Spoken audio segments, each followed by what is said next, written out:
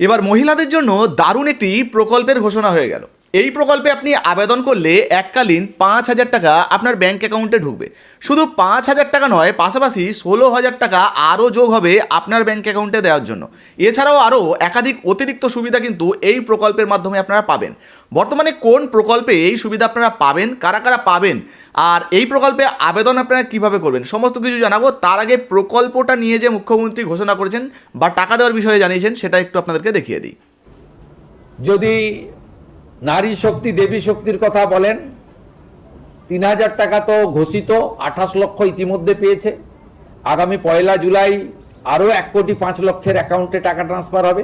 তার প্রভিজান অর্থমন্ত্রী রেখেছেন 36,000 কোটি টাকা। প্রসূতি মায়েদের জন্য প্রধানমন্ত্রী মাতৃ বন্দনা স্কিমের সাথে আরও অতিরিক্ত দিয়ে, ওটাতে 5,000 টাকা পাওয়া যায়, আরও 16,000 টাকা দিয়ে 21,000 টাকা দেওয়ার কথা বলা হয়েছে। এবং 5টি পুষ্টিকর কিট প্রদানের কথা আজকে বাজেটে উল্লেখ করা হয়েছে। এবং সরকারি বাসে তো 0 ভ্যালু টিকিট ইতিমধ্যে চলছে, তার একটি পিঙ্ক কার্ড প্রবর্তনের কথা বলা হয়েছে, যাতে প্রকৃত যারা পান তারা পান। তো শুনতেই পেলেন বন্ধুরা, মহিলাদের ব্যাঙ্ক অ্যাকাউন্টে অন্নপূর্ণা যোজনার 3,000 টাকা দেওয়ার পাশাপাশি মহিলাদের জন্য কিন্তু একাধিক প্রকল্পের ঘোষণা করা হয়েছে। মাতৃবন্দনায় 5,000 টাকা পাবেন। সঙ্গে বিজেপির সংকল্পপত্র অনুযায়ী টোটাল যে 21,000 টাকা দেওয়ার কথা হয়েছিল, ওই মাতৃবন্দনার সঙ্গে আরও কিন্তু 16,000 টাকা যোগ করে দেওয়া হবে। এবং আরও পুষ্টি কিট বিভিন্ন কিন্তু দেওয়া হবে মহিলাদেরকে, যাতে করে তারা সুস্থ সবল থাকতে পারে, শিশুর দেখাশোনা করতে পারে। সেই জন্য কিন্তু দারুণ একটা প্রকল্পের ঘোষণা করা হয়েছে। এখন প্রশ্ন হচ্ছে, এই প্রকল্পে আবেদন কবে শুরু হবে? আবেদন যখনই শুরু হবে সেটা কিন্তু আপনাদেরকে ভিডিওর মাধ্যমে জানিয়ে দেবো। এখন প্রশ্ন হচ্ছে, আবেদন কোথায় করা যাবে? দেখুন, প্রায় প্রত্যেকটা প্রকল্পেই কিন্তু এই মুহূর্তে অনলাইনে আবেদনের সুযোগ সুবিধা দেওয়া হচ্ছে। যদি অনলাইনে আবেদনের সুযোগ সুবিধা চালু হয়ে যায়, পোর্টাল চালু হয়ে যায়, সেটাও কিন্তু আপনাদেরকে ভিডিওর মাধ্যমে জানাবো।